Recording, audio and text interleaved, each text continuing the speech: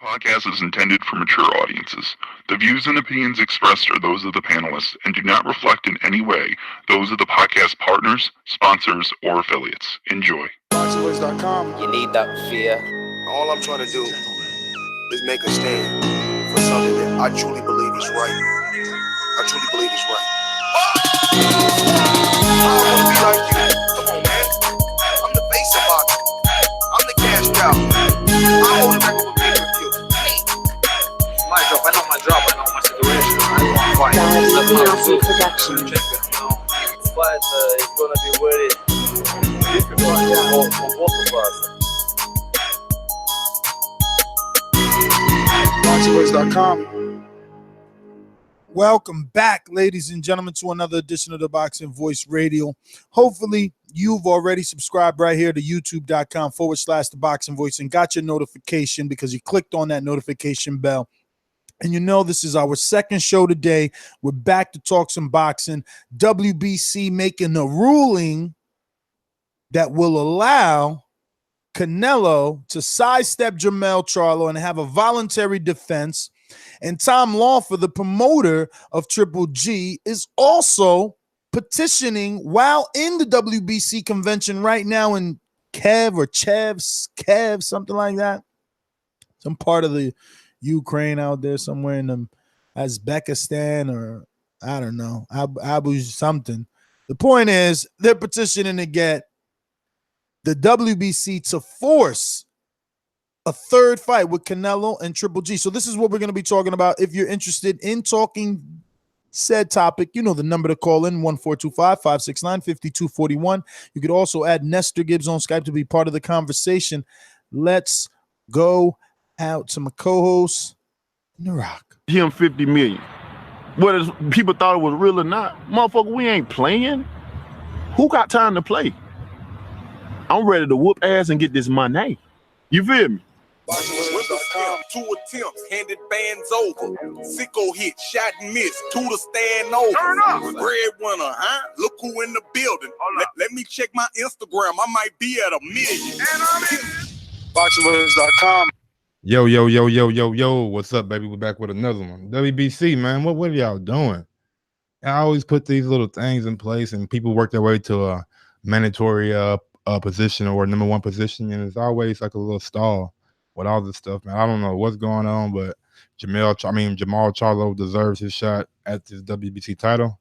If they don't want to give him his shot, man, just go ahead and vacate, because I don't want Canelo to take a voluntary, and then after his voluntary, he fucking vacates it because he don't want to fight him. What's going on? But let's go and chop it up. Yo, I guess Tell us why you're really mad. I mean, it's just, like, I've seen this happen like 3 times since I've been watching boxing so far. I mean, with Callum Smith, he was supposed to fight for the WBC title with Darrell, and I don't know how that, you know what I'm saying, it just didn't come about. Then Dillian White worked his way up to the number one position, not mandatory, but number one. Still haven't fought for the WBC title, and now Jamal Charlo does the same thing, and it's been like almost over a year since he's been like the mandatory. So I mean, what's going on? I mean, devil's advocate. Let's go. So, Captain Jack Sparrow with one leg, Highland, does that merit a shot at the biggest payday of your career? Because last I checked, Joshua hasn't given Wilder a shot after he beat Eric Molina. I mean, they should have named him the mandatory then. They did that. No, I hear you. But you're like, oh, it's been a year. I highly doubt it's been a 12-month calendar year. I mean, he fought twice since he's been the mandatory. It was Highland, then the last guy that he fought was the taller guy. I forgot his name. Oh, you mean 154-pounder Hugo Centeno? I thought he was 160. He's been number one at the WBC 160 for a while. Yeah. He also lost at 54 to Julian Williams. Okay. I mean, I don't make these rankings though, bro. I'm just saying. Look, so much could happen, right? We heard today, I don't know if you peeped it. What we hear? Mauro Rolano is a kind of like he's loose with his words, so I don't know if it meant anything. but did you catch him say Canelo's looking for a home? You know, Absolutely, heard that. could there be some rumblings around the Showtime analysts because they've heard something from the upper execs bringing up Canelo's name live on air? I think it's just them showing them that they're interested in Canelo. I mean, he's one of the biggest names, well, if not the biggest name in boxing right now. So everybody's gonna make their little pitch, and I'm pretty sure they had word from the higher ups. Hey, mention Canelo a little bit in the pre whatever or the post, so they can know that we're trying to market. I mean, we're not trying to market, but trying to get them on the table. I mean, it's only smart. It's only fucking business. It's funny that you're even mad at this because I remember telling you that this was going to happen. Most champions are granted a voluntary defense. It's just the way it goes. You know what I mean? Now, I understand that, but Lomachenko, or rather Jose Pedraza and Ray Beltran signed, they signed that with their promoter, not with the sanctioning body. So that's why they had a fight with each other, and immediately the winner is going into a unification with Lomachenko. But here, it's a little bit different. I understand that, but I've been seeing like little rumblings about WBC could make Triple G mandatory for like a third fight or whatever. I mean, come on, bro. Like, you can't do that and like just hop over a Jamal Charlo. I know the fight brings in probably a bigger what's the word I'm looking for, with a belt sanction fee. But at the same time, I mean, you guys put this guy in a position to get a shot at the title, give him this shot, and then let him fight Triple G. If y'all want to put a minute. Canelo made Triple G wait the Liam Smith fight, the Amir Khan fight, and the Julio Cesar Chavez fight. Because he was moving up. He wasn't mandatory, was he? So, well, yeah, didn't he take the belt from Cotto? He took the belt from Cotto. He dropped the belt. Yeah. Before he dropped it, didn't he have one of the fights? He got the voluntary off, then dropped it, then, still made him wait, is all I'm saying. And, yo, I don't think that someone is going to say no to the Triple G Canelo rematch. Like, it wasn't like it was a definitive winner for the world. For me, I thought my winner won, but there's others that feel the same way, that thought their winner won. You know what I'm saying? Yeah, but man. What does that mean? Yeah. Man, it's fucking like, bro, I thought he won both fights, in my opinion. I don't think it's a reason for him to fight him again besides the money. And I want to see one of those guys fight Jamal Charlo. And just my fucking opinion. I want to see Jamal Charlo get his shot and let me see, is he as good as I think he is going against the fucking top talent? No, listen, I agree, but I'm just saying none of this is new. I mean, didn't Sean and Ken Porter complain? Didn't they tell people how many thousands of dollars they had invested in trying to be the mandatory? It doesn't come easy or quickly. And I think that, Charlo fans and, Canelo fans need to be prepared for that. That's what's going on. Man. I understand. I hear you about the money and about the fight. I'm just not thrilled that they're even discussing a possible trilogy for making the WBC belt included. They should just but that's because you had Canelo winning clearly. What about the dozens or hundreds, thousands, millions that had Gennady winning and felt disgusted and felt he got cheated twice? If y'all want to do that, just let the WBC belt go. Let it vanquish and let the WBC make a belt. And vacate. Yeah, and let the WBC make a belt for y'all special occasion like they always do. Yeah, they could give him emeritus status, and then the winner comes back and faces Charlo. Exactly. But what's going to happen to Charlo's legacy if he goes on to capture a vacant belt? 5 years from now, you won't be around, and I don't mean deaf. I'm just saying, like, who's going to be around to remind people, hey, he should have fought this guy or that guy, but they didn't want to. They had business. You know what I'm saying? I mean, if he goes on to have a 10 title defenses and fights everybody that comes his way, they can't say really anything. But he got the belt because Canelo didn't want to fight him. He vacated again. And I mean, it's always a storyline. Even now, I mean, you brought it up after Cotto. He vacated the belt for Triple G, so it's still relevant. Okay, you're throwing that around a lot. Do you think that he's capable of vacating again, being as though it's like, twice? It's like, whoa! If Oscar is in his ear and he's smart, there's no reason for him to fucking even entertain Jamal Charlo unless they want to do it. I mean, Jamalia down in Texas for like a big fight or something like that, but that's a dangerous fight. But we all know Canelo is the A side, and he can sell out pay-per-views with pretty much anybody. So I just don't know if they run from that fight. Like, let's think subjectively here. And, we've heard that Canelo needs a home. Yes. If he goes to ESPN and we do simple math and we think ESPN and Bob play nice, there's not many opponents. I guess Lemieux is still an option. Ryota Maroto, or the winner of Rob Brandt, is an option. I mean, the beautiful thing about this right here is it's probably going to be a purse bid. Go to purse bid. The person that wins the purse bid, you know what I'm saying? Well, that's my thing. I'm not even trying to go that far. I'm saying to myself, is Oscar and Canelo even going to use this olive branch that the WBC and Mauricio Sulaiman have extended to them? Can they already not be in negotiations with a Steven Espinoza or an Al Heyman since Canelo needs a home? Again, if you're Canelo and Oscar, where is the best place for Canelo, who's only under 25, right? Isn't he under 25? Or very young is the point. He's still very young. 26. He needs a home where he can stay busy.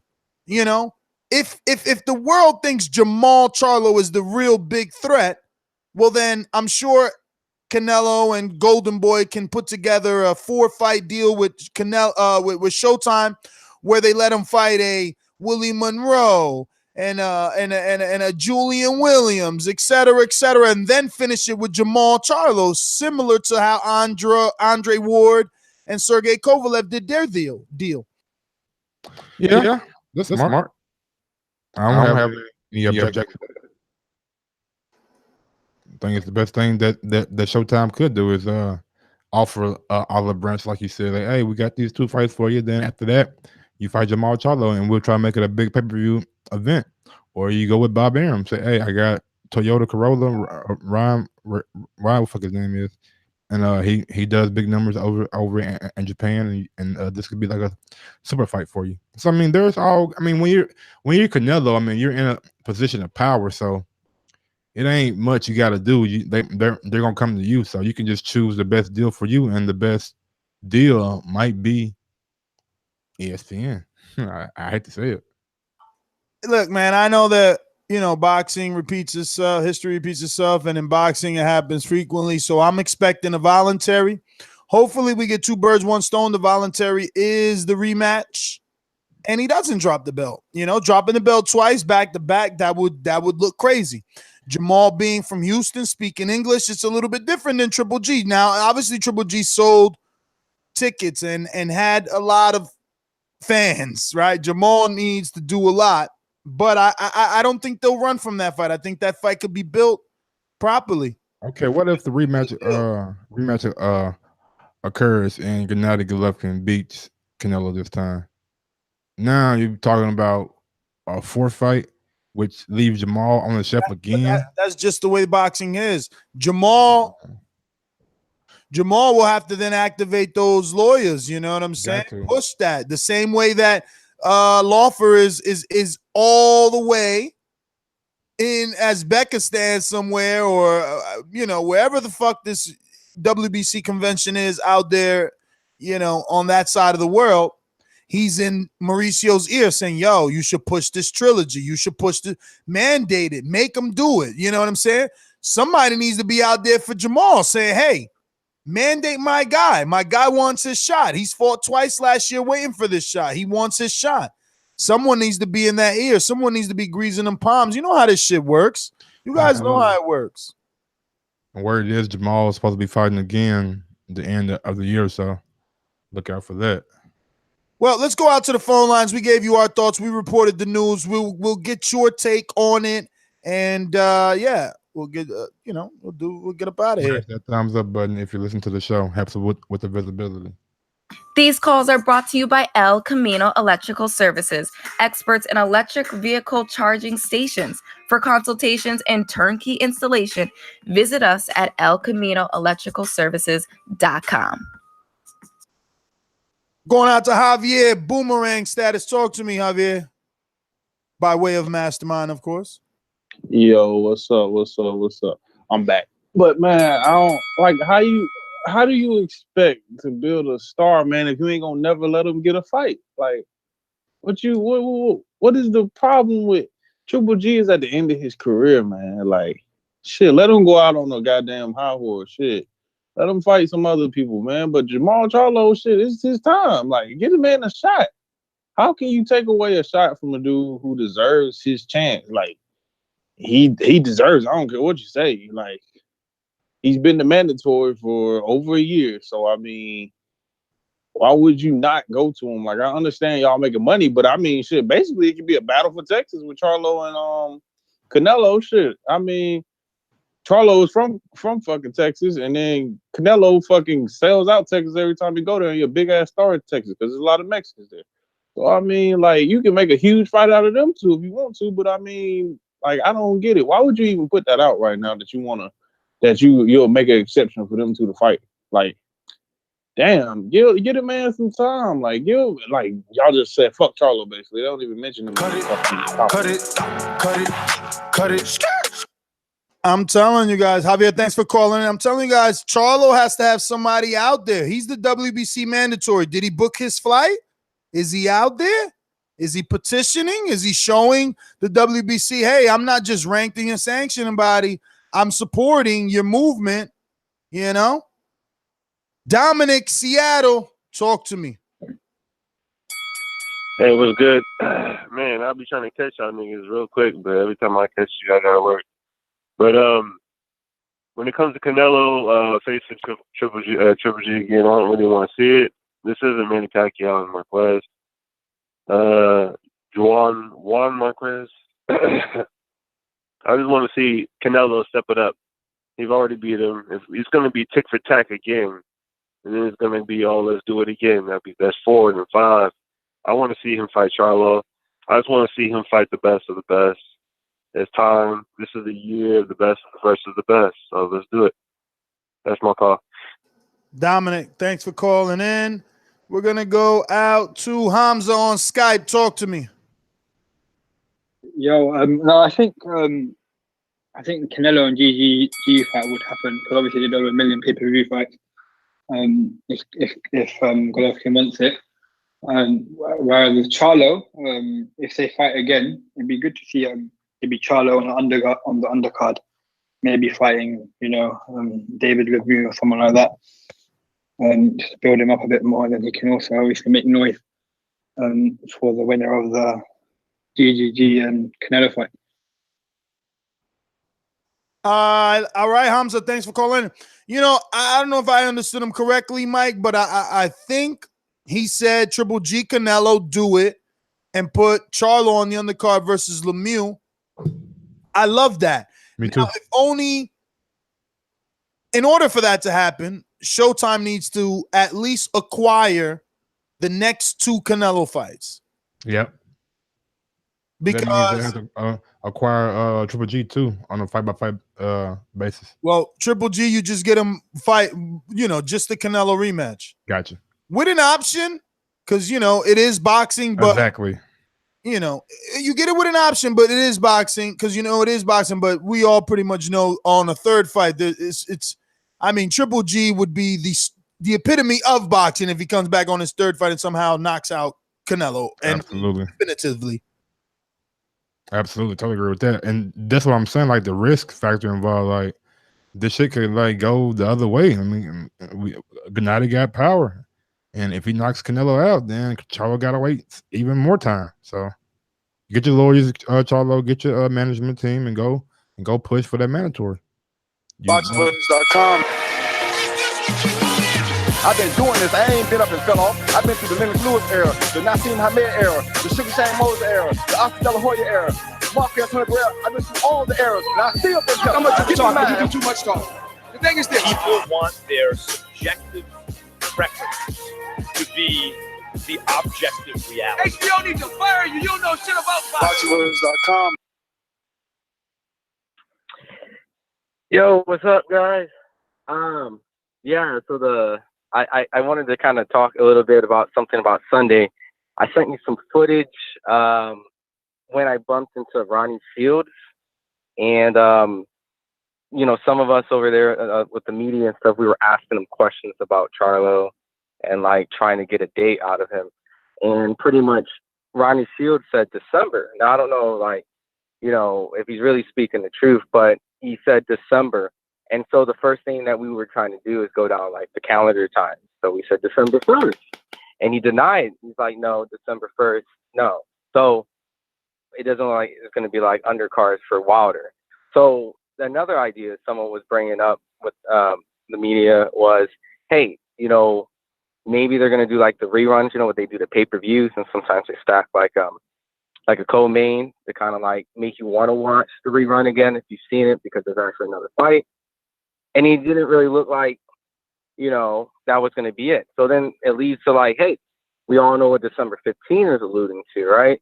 So he did mention something like he's like kind of waiting. They were kind of like waiting for the WBC to kind of speak up on what they were going to do. And this was obviously Sunday before like they put out the voluntary mandatory. But by the sounds of it, if he doesn't get the Canelo fight, there could be maybe an undercard situation where maybe if Canelo does go fight on Showtime, I mean, everyone's fighting in December. So if it's not going to be December 1st and Canelo does strike a deal with Showtime, then that probably could be like a stacked card to maybe build up, you know, Canelo's welcoming back to Showtime, maybe get the Lemieux, get Charlo to fight Willie Monroe, then that fight, because that would be a really good fight. And I don't think they're ducking Charlo. I just think they just know the business because Oscar's been talking a lot about Charlo publicly and hasn't been avoiding it. So I think that would probably be the most logical thing, just kind of gathering information on Sunday at the PBC card. But yeah, that's pretty much what I wanted to call and talk about with you guys. But I sent you the footage in the email. He was next to Efe Ajabe. Well, all right, Ron, thanks for calling in. Obviously, one of our co-hosts out in the Bay Area covered yesterday's fight. I actually watched that fight with Efe. He looked strong. It was a big right hand, a lot of blood. The guy did want to continue the fight. That's all I'm going to say. But he looks good, man. I want to get out there. Ronnie Shields gave us the invite. I think I'm going to have to use that here soon enough, man. Got to get these subscribers up. We need to get to that 100,000. Man, if I don't get to 100,000 for Christmas, I don't know, man. I think I'm packing it up. I mean, it's like, yo, packing it back in the Mac of the act. Yo, I'm your host, NestGTO. Find me on Instagram and Twitter at NestGTO. Final thoughts. I told Mike once, I'll tell him again, WBC is always going to be the fighter's friend. If you win their title, you're allowed a voluntary defense. Mike. Yo, you can follow me on IG at Grouse2312 or on Twitter at Grouse2312 or on IG at Grouse1911. But I'm really trying to see what they're going to do. Hopefully they do what Ryan said and build it up as the undercard on Showtime, and let's see the fight. Let's do it. Ready for it. Peace. Peace out.